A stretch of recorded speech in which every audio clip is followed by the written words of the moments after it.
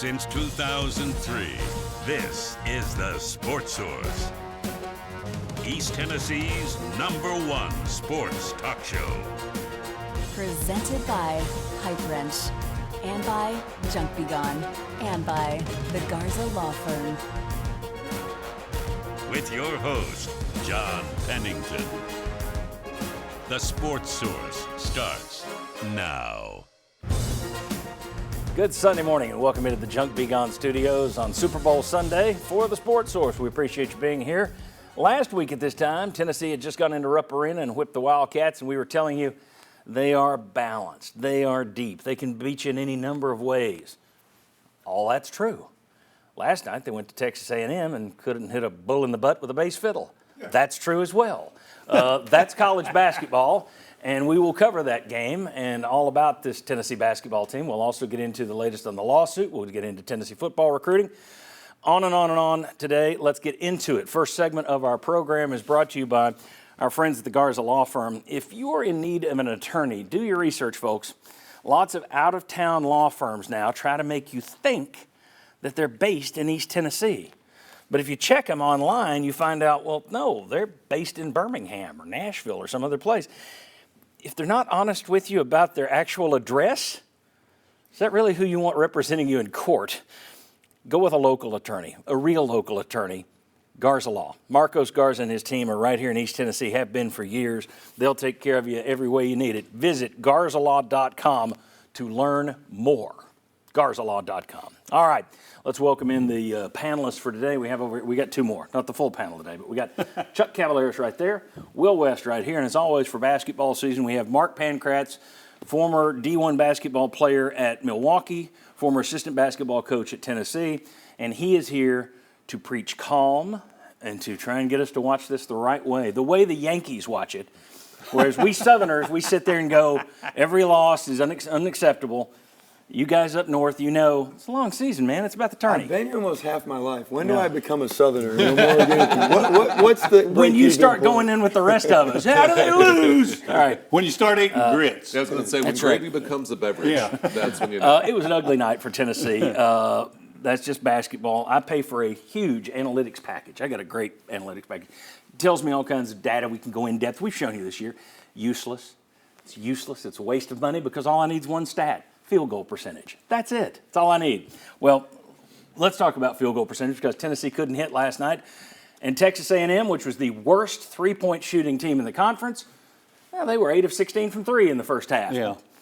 Mark, explain. Big takeaways.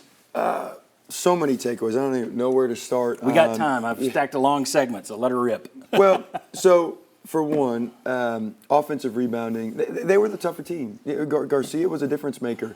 Offensive rebounds, he had 9 offensive rebounds. Their defense, we talk about we're one of the best defensive teams in the country.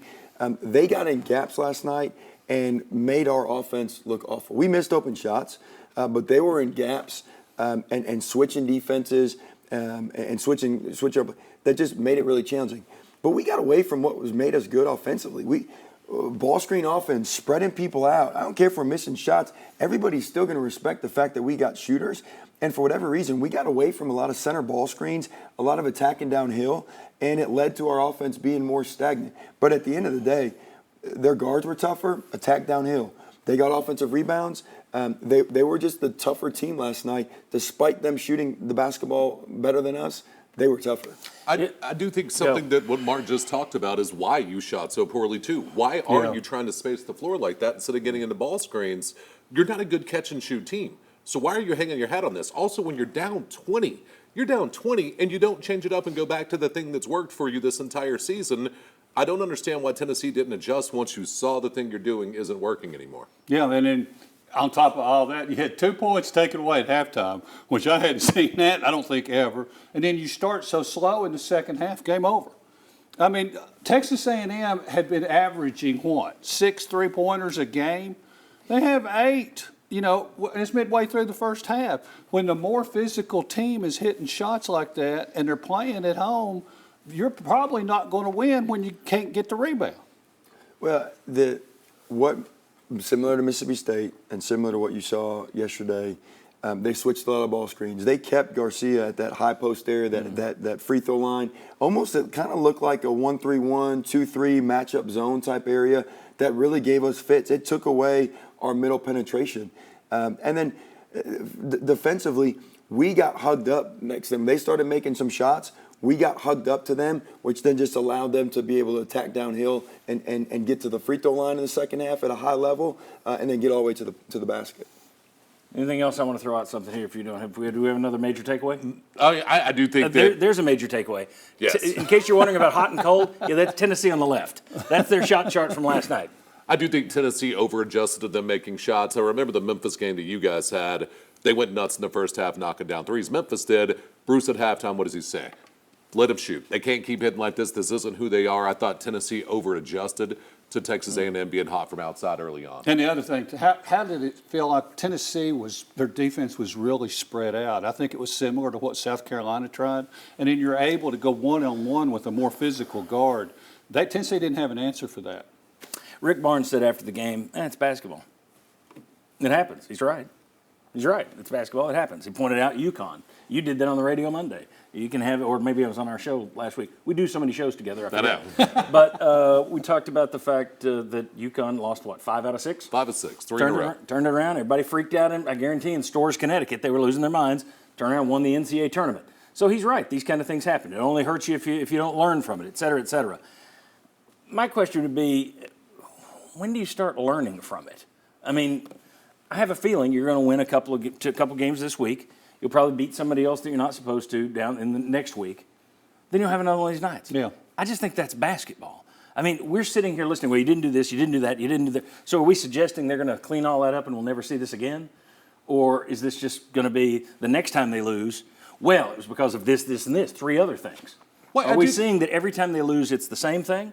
Or is it a little something different? I do think this time, this would be like what I thought Tennessee did on the offensive side last night was like if Josh Heupel decided we're not going tempo anymore.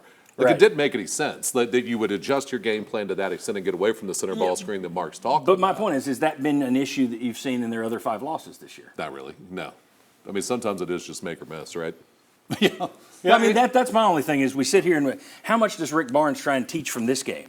Okay, so we fix all this, and then the next night out, okay, we lost because of this, this, and this. I just think when you play 150 games, which I think that's how long the season is, that's what you run into. Well, I mean, what you're seeing now is, and we talked about last week, teams are going at Dalton Connect. He's scoring on the offensive end, but they're putting him in ball screen action almost every time. So they're attacking him. So we got to figure out what effects you're going to do defensively to be able to get him out of those actions. And it's not man-to-man. Well, I was going to But they're going to play man to man. I mean, that's well, what I know. Rick Barnes is going to do. They're not going to change that. But how do you save minutes? How do you save tempo? Or how do you create more opportunities for Dalton? That's the type of things that you're starting to see teams adjust. Let's talk about attacking Dalton Connect. Rick Barnes got into him last night. It looked like they were trying to pull Dalton Connect away. Well, I mean, look, they switch on the ball screen, they attacked him. Yep. You switch on the ball screen, and he's not guarding the ball handler. Garcia had 3 offensive rebounds where Dalton was trying to box him out. And the toughness factor. Look, great player. I'm not down. Right. But what we have to learn from is this is how you get beat in the NCAA tournament. Yes. Teams come out and get hot in the first half, and if we don't make the right adjustments, and like what Barnes said, we don't learn from it, and I think we will, this is how you have an early exit in the NCAA tournament, is by a team that you're better than doing something that they're not normally doing, which is shooting from the perimeter, and us not adjusting and us dictating tempo on both the offensive and defensive end. A&M dictated last night. I got a question for you two. I'm not going to go to him because I know we've already talked about it, but I know he's going to say it's like the man-to-man thing. That's just who Rick Barnes is. Don't ask me that question. He didn't say that, but that's why I'm not going to ask him this. Zakai Ziegler, less than a year removed from ACL. 40 minutes. 40 last minutes. night. I looked it up on the stat sheet. 40 minutes Yes. to Zakai Ziegler in a game where you lost by 16 points. What are you doing? If you don't put in the backups at that point, why do you even have them? Why bring them? Why did you shorten your bench last night too? That's another thing that I thought is you played 8 guys all together. Focus on the Ziegler though. For a The second. Ziegler side of that. That is a risky, dumb And move. John, I texted with a guy you back there recovering was from one ACL. time there was a very hard foul on the baseline where he really, against a physical team, your point guard just gets hammered, knocked down, and I'm saying that's how you get hurt when you're playing all of those minutes. and then something happens, why did he play 40 minutes? I think that's the great question. But I think shortening your bench leads to Zakai's out there for more minutes. Shortening your bench leads to these guys are out there. You have to look at it, I think, if you're Barnes and say, we got to go 8, 9, 10 deep. We have to be able to do this. He doesn't. We've also never has. We've seen I'm speaking Vescovy for be you. able to run the Right. point, and that's one question that I've had the last 2 weeks. Why isn't Vescovy running the point some to give to spell Zakai before you get to the postseason? And one last thing, and Ziegler's obviously a great point. Did Meshack play that much at all in the first half? When you're getting abused with your perimeter, and he's supposed to be one of the best defenders in the country, he played, I think, 17 minutes, and I think that was almost exclusively in the second half. Any rebuttal to any of this? No.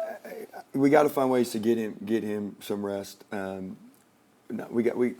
There's a lot that we could go into that game, a lot of learning points, but in a lot of ways, Barnes is who he is, and he's going to continue to play Ziegler at that high level. Okay, thank you. Let me show you the one stat that matters, in my view. Hot or not, Tennessee, when they shoot, in their 17 wins, they're averaging 46.7% from the floor. In their 6 losses, they're averaging 39%.